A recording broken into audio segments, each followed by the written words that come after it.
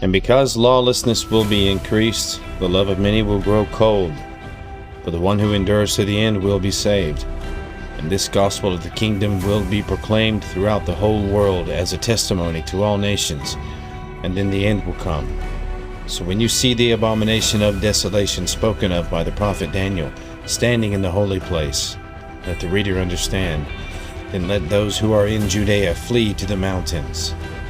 Let the one who is on the housetop not go down to take what is in the house, and let the one who is in the field not turn back to take his cloak. And alas, for women who are pregnant and for those who are nursing infants in those days, pray that your flight not be in winter or on a Sabbath. For then there will be great tribulation, such as not been from the beginning of the world until now, no, and never will be.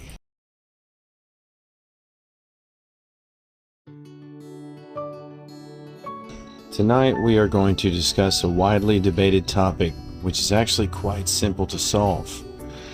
But before we talk about what the abomination of desolation is, we need to get some background first, and then talk about why it's so easy to determine. The text I read in the intro was Matthew chapter 24, verses 12 through 16. It's fairly early on during the Sermon on the Mount. Anytime there's parenthesis and it says, let the reader understand, it's a really good time to stop and get the best context that you possibly can so that you can understand what's going on. He says, so when you see the abomination of desolation spoken of by the prophet Daniel.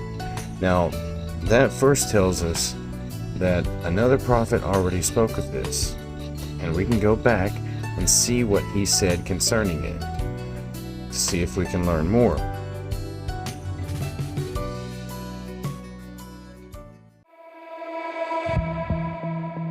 And after the 62 weeks, Messiah shall be cut off, but not for himself. And the people of the prince who is to come shall destroy the city and the sanctuary.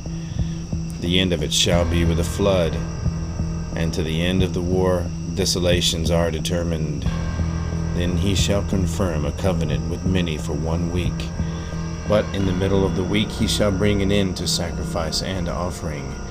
And on the wing of abominations shall be one who makes desolate, even until the consummation, which is determined, is poured out on the desolate.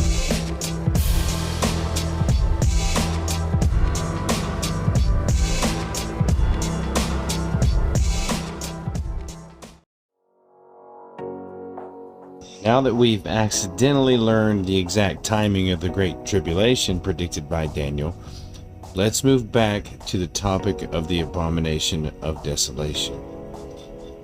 The first 3 books of the New Testament are called the Synoptic Gospels. They were 3 witnesses of the account of the Messiah having arrived that a Jew could read side by side, comparing the witness testimonies as they went. By doing this, not only could they compare the accuracy of the testimonies with each other, some information is expounded upon in one testimony that isn't expounded upon in another testimony. This is the case when it comes to the abomination of desolation.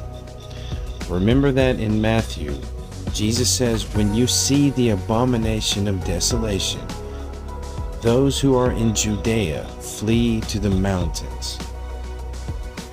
We can go look at the same conversation in the Gospel of Luke, but Luke doesn't say abomination of desolation.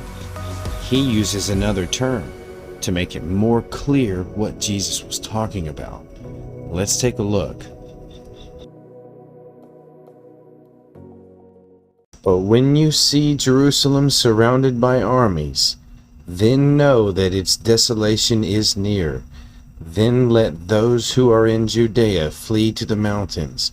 Let those who are in the midst of her depart, and let not those who are in the country enter her. For these are the days of vengeance, that all things which are written may be fulfilled. But woe to those who are pregnant and to those who are nursing babies in those days, for there will be great distress in the land and wrath upon this people.